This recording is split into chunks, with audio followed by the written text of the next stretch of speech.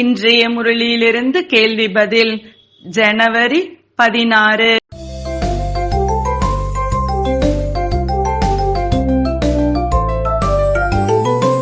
எப்போது நம்மிடம் அதிகமான பாவம் அழிய ஆரம்பிக்கும்?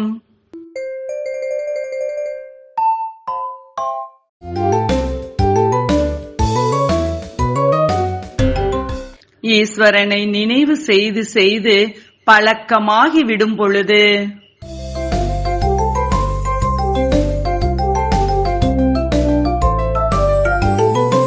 உலகம் அழியப் போகிறது என்று நீங்கள் கூறும் போது அது எப்படி கூறுகிறீர்கள் என கேட்பவர்களுக்கு என்ன பதில் கூற வேண்டும்?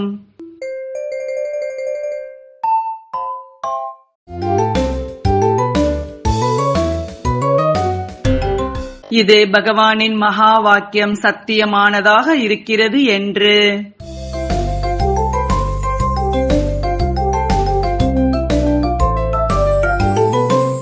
யாருக்கு ஈஸ்வரன் சேவைக்கான வழியை கூறுவார்?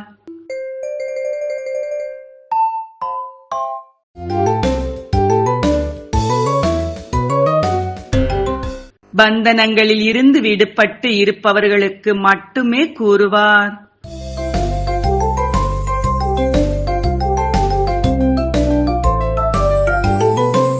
போர் பூகம்பத்தில் ஏன் நிறைய பேர் அழிந்து போகிறார்கள்? இதற்கு ஈஸ்வரனின் பதில் என்ன?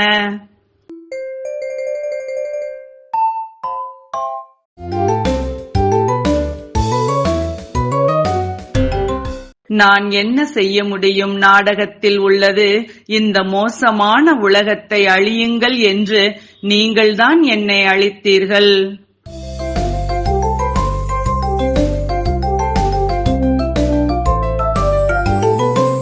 மற்றவர்களுக்கு ஞானம் கொடுக்கும் போது எழுதி வைத்து கூறலாமா?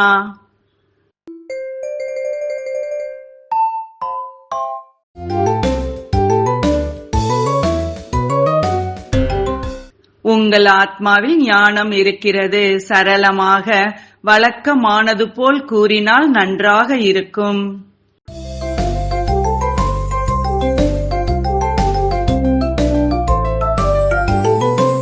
கலியுகத்திற்கும் சத்யுகத்திற்கும் உள்ள வேறுபாடு என்ன?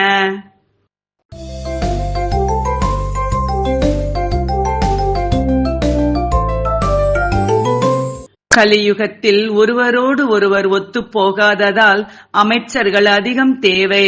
சத்யுகத்தில் ஈஸ்வரிய வழிப்படி நடந்து லட்சுமி நாராயணன் ஆனவர்களுக்கு அமைச்சர் தேவையில்லை.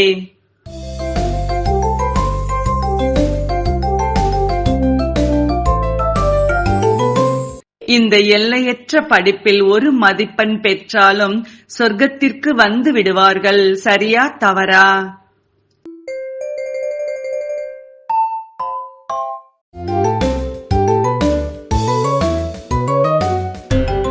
சரி.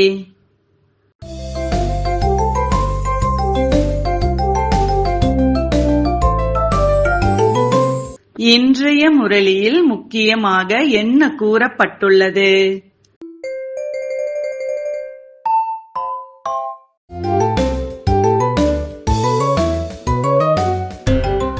பிராமணர்கள் ஆகிறார்கள், ஆனால் அனைவரும் சத்யுகம் வருவதில்லை. திரேதாயுக கடைசியில் கூட நம்பர் படி வருவார்கள்.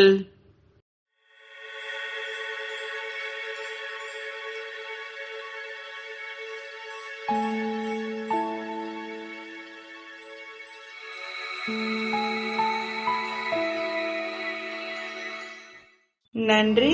ஓம் சாந்தி.